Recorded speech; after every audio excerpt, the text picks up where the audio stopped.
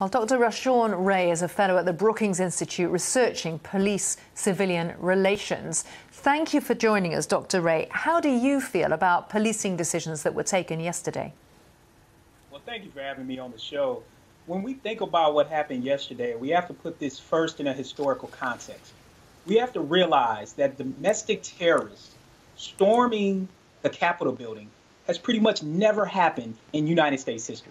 I mean, the last time that people took siege on the Capitol building was the War of 1812, as the United States and Great Britain were still feuding. So we have to put that in context. The second thing we have to put in context is that we saw police officers taking selfies with domestic terrorists, opening up guardrails to allow them in, and being completely unprepared. We have to ask ourselves how that happened. And as people reflect on images that we saw last year with Black Lives Matter protests, the key question is, imagine if the domestic terrorists yesterday were not white. We would have seen a completely different outcome if they were Black or Latino or Muslim. And so when we look at the police response, it was completely inadequate. And one of the things that I continuously say is that bad apples come from rotten trees in policing. And what we saw yesterday is that some of those rotten roots of those trees that these bad apple police officers come from, these domestic terrorists and white supremacists also come from those same roots. That's pretty serious. You're saying you believe there was active sympathy among some of the officers there for the protesters they were supposed to be pushing back? Most definitely. I mean, when we look at empirical data, the research that I've studied on police officers, there are tons of police officers who go out every single day, aim to do their job well, aim to treat everyone equitably. I know this personally. I have several police officers in my family, but simultaneously, we know from reports from the Department of Homeland Security, as well as research that we've done in the Lab for Applied Social Science Research at the University of Maryland, that police officers are more likely to hold implicit biases against Black people, as well as explicit biases against Black people. And it's not far removed that we could think that a sizable percentage of police officers also buy into what was happening yesterday at the Capitol.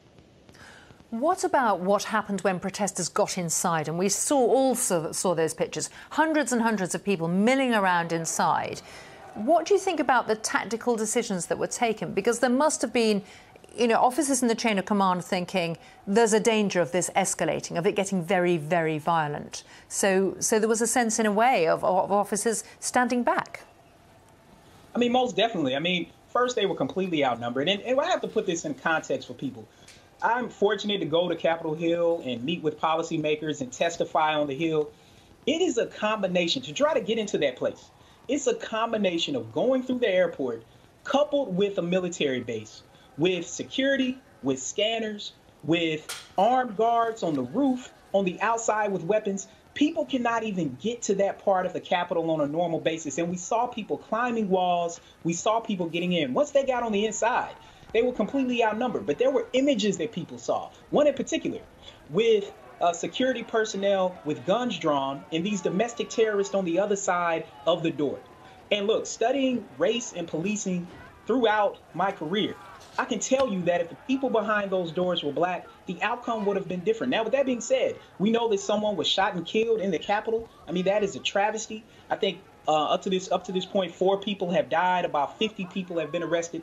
But we have images of these people in Speaker Nancy Pelosi's office taking pictures, putting notes to her on her keyboard. People need to be held accountable.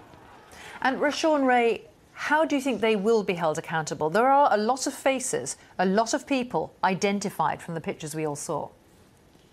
Well, look, first thing we have to ask ourselves, how all of these people, after they went into the U.S. Capitol, a sacred space, a space that's supposedly protected, that's been protected for over 200 years, how they were able to leave, a majority of them, without being arrested. That's the first thing.